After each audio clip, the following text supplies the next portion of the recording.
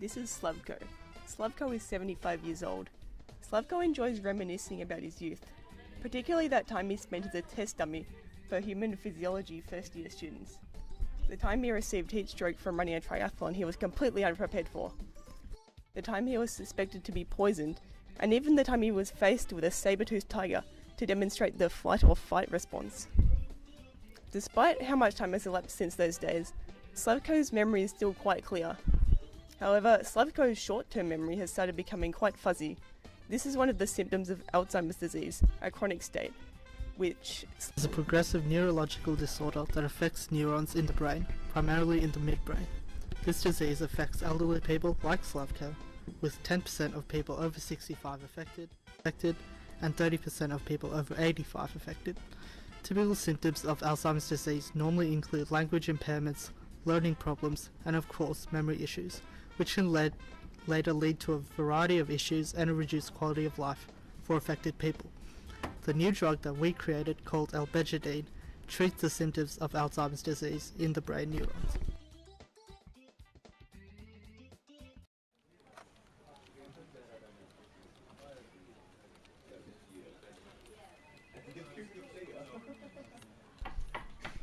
Come in. At last. Welcome, you. Slavko. As you no doubt have guessed, I am Morphus. Dr. Morphus. Yeah, the sign of the office door kind of gives it away. Anyway, what brought you here? Well, a few months ago I started to feel... Memory loss? Whoa, how did you know? Suspect you might have AD. Okay, Slavko. You take the blue pill. The story ends. You wake up in your bed and believe whatever you want to believe. You take the red pill, you stay in Wonderland, and I show you how deep the rabbit hole goes. Nah, just joking. Helps to break the ice.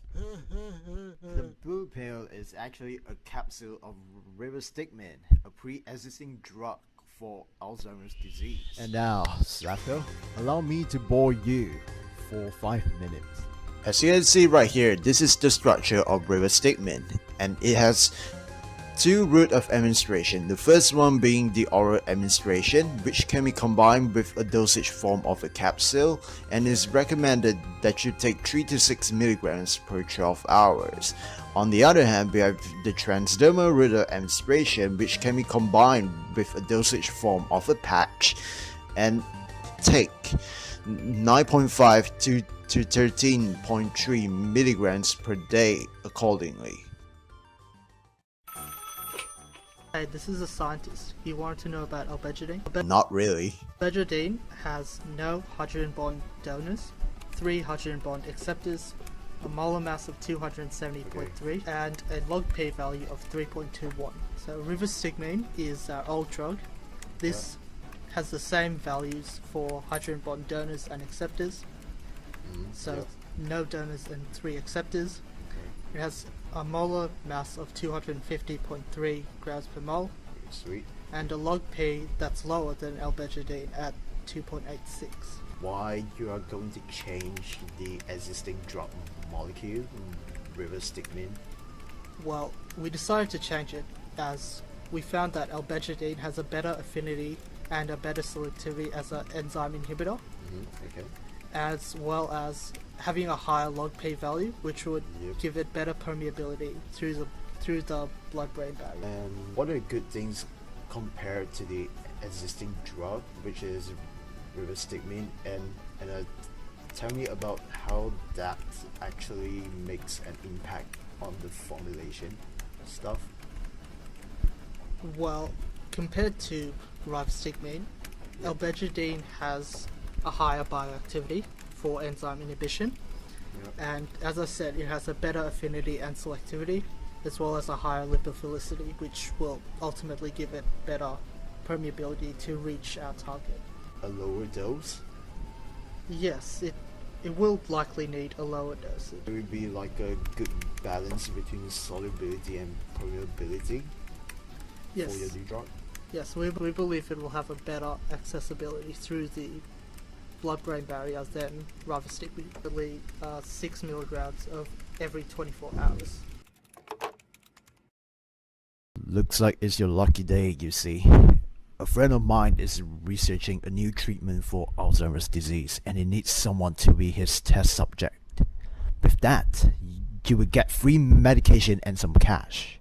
Plus, you would be a test subject just like the good old days. Sounds like a deal? Deal. Looks like destiny awaits me.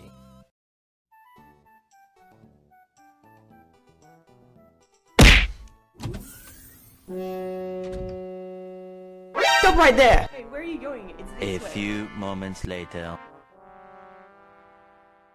Alright, ladies and gentlemen, we need 2 administration routes and 2 dosage forms. So how about intracranial injection? Drug molecules bypass the blood-brain barrier directly into the target organ brain. At the same time, less dosage is needed. It is an invasive technique, and repeat administration is required. Okay, looks like something we can use. Any other suggestions? I think intranasal is a good one. It's less invasive, you need less API, and it has a higher bioavailability, and also you get a better drug absorption.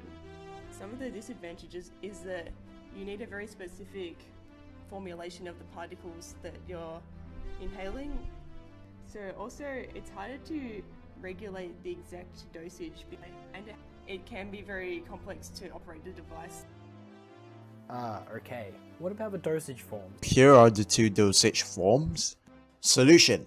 It can have rapid action, good looking, uniform dosage, but it can rapidly deteriorate, and it can have inaccurate dosage measurements and difficult to be stored. Micellar nanocarrier. It promotes slow release and long time of circulation and minimizes toxicity potential, but it can undergo oswet ripening.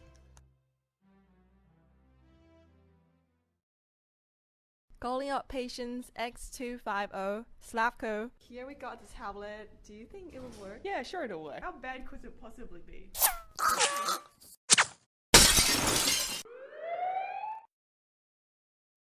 So intracranial administration is very simple.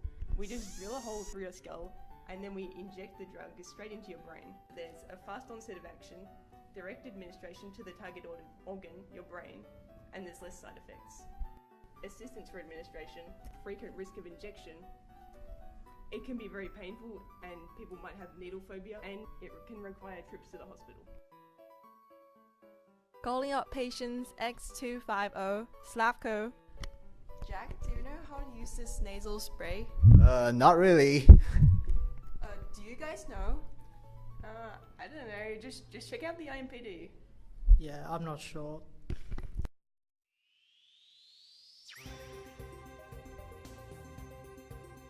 This is our new drug, Elbejadine. So no hydrogen bond donors, 3 hydrogen bond acceptors, 270.3 molar mass, log P of 3.21 and a pKa of 4.85. Elbejadine's API consists of chitosan, Janus chloride dihydrate, butane, propane, propylene glycol. Types of analytical tests include spectrophotometric identification tests, chromatography, particle size distribution estimation, container closure system, which has a nose piece, indented grip, and flexible mouthpiece. It consists of a bottle as well as a cap. Using intranasal spray with micellar nanocarriers. It promotes the slow release of our drug. It is less costly, can be done by patient. No trips to hospital. This can cause uncomfort and this may smell bad and cannot be used if it has nasal disorder. We have come to the conclusion that the most suitable route of administration is intranasal inhalation, and micellar nanocarriers are the most suitable dosage form. The reasoning behind this is that Alzheimer's disease is chronic, therefore the slow release of the micellar nanocarriers is beneficial. Intranasal inhalation does not require surgery, and the intranasal spray can be used easily, for there is no need to go to the hospital. Due to the route of administration being more direct to the target, the dosage of the drug required is calculated to be 3 milligrams only every 3 days, a lot less than current drugs on the market, and is therefore expected to be cheaper to manufacture. Slavko leaves the labs with a spring in his step, carrying his new Elbejadine medication, his nasal aerosol, and a handful of cash for completing the clinical trial. Yet, despite his riches, Slavko feels most enriched by his new knowledge about the world of formulation science. After the strange, overly educational experience with Morpheus and the MIPS researchers, Slavko feels young again and wonders what new adventures await him around the corner.